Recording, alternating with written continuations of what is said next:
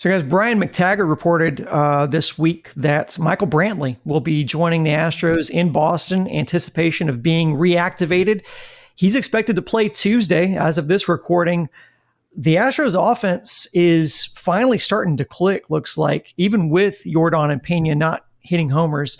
It really does seem like, things are Alex Bregman just knocking the cover off the ball over his last 15 games. Are we finally starting to see the Astros offense, or the promise of the Astros offense? And I guess just as importantly, can they keep this up? Can they maintain this pace?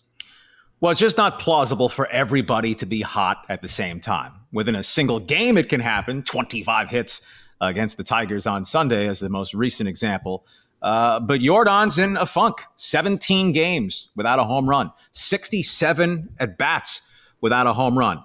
Well, he went 20 games without one last year from mid-August into early September, and he finished up all right.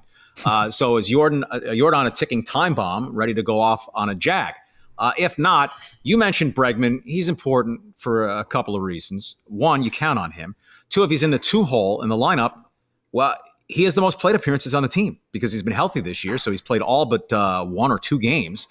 So if you're batting behind Altuve and ahead of Alvarez and Tucker, right, the foremost job is to get on base, set the table for Jordan and Tuck.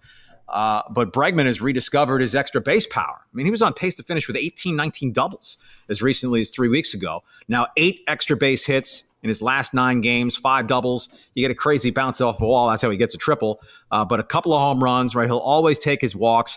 His OPS finally creeping over 800 for the season, which isn't elite, but it's certainly good. And in the 2-hole with what he has around him, lengthening your lineup. And so if Brantley comes back, we think it's for real this time. He's not going to be an everyday player. And now we get into a Dusty component. Right? Brantley hit lefties pretty well last year, but his power against lefties is negligible. Right? A DH platoon, subject to how often Brantley's going to play left field with Jordan playing left field. But Dusty, Yainer Diaz doesn't hit left-handed pitching. Right? You could have a natural DH platoon when Diaz isn't catching with Brantley and Diaz, but I don't think Dusty's going to go that way. I don't think Dusty's going to just bench Abreu. So they have now all the components, if Brantley is back, to have their absolute best 1 through 9 lineup depth. If Brantley's capable of performing against major league pitching. If he is, they are stacked, right? Pena coming on, Bregman coming on, Jordan you expect to come on. Will the manager play his optimal lineup a healthy percentage of the time? That's my concern, right? Is he going to roll Chaz out in center field constantly? Because that's what he's going to have to do. He's still putting Dubon out there in center field. Myers typically is the center fielder when Fromber pitches. If you want to go with your best lineup and Brantley is going to play pretty regularly with Jordan, Chaz has got to be your center fielder. You're not taking his bat out of the lineup, but Dusty's been really reluctant to do that all season. And they did it last year when the playoffs started. They went to Chaz. You didn't see Dubon in center field anymore. Well, Dusty, these games mean a lot right now. This isn't like last year. You got to get your best lineup in there. So that's something I'm going to pay attention to, and also where they bat him. We all thought they were going to, plug Brantley into the number 2 spot in the lineup early in the year. Well, the way Bregman's hitting right now, I know Dusty, he's superstitious. He's not tinkering with Bregman right now. He's not moving him out of the 2-hole. So I think we continue to see Bregman hit second, and then Brantley fills in, maybe 7th or something like that in the lineup. Yeah, Dusty likes to split lefties when he can or righties when he can to a fault with Alvarez and Tucker, the way they've hit left-handed pitching. And bottom line is you want your best hitters to come up the most. Don't push them down in the lineup because, I want to go lefty-righty, lefty-righty. So Altuve, Bregman, Jordan, Tucker, 1, 2, 3, 4 is locked. So if you want to split, then you can go McCormick 5 or Diaz 5, Brantley 6, who's ever not 5, 7, Pena 8 when Maldonado is catching, Maldi 9. When Diaz is catching, you can have McCormick and Diaz and Brantley with Pena pushed down to the 9 spot.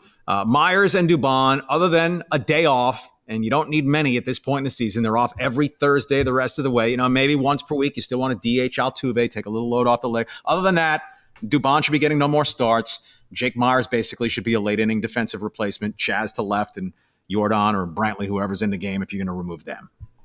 There's been a lot of consternation about Dusty's lineups, but I guess, we should give credit where it's due. Abreu's no longer hitting in the cleanup spot like he did for the majority of the season. I think the last lineup that I saw, he was hitting seventh.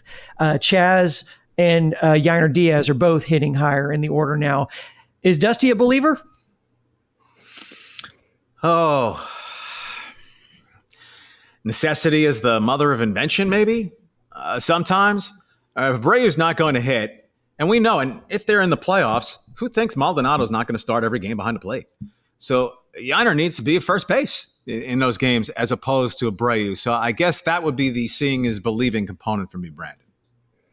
But that would be tough, right? Because, then that means if you're basically not playing Abreu, right? Or that means Michael Brantley's not playing, because something has to give. Because if Jordan's in left, Brantley hits, what needs to give is Abreu. Yeah. Yeah, I agree. I don't know if it will give though, but I guess we'll have to see. Josh, you have any final words on that?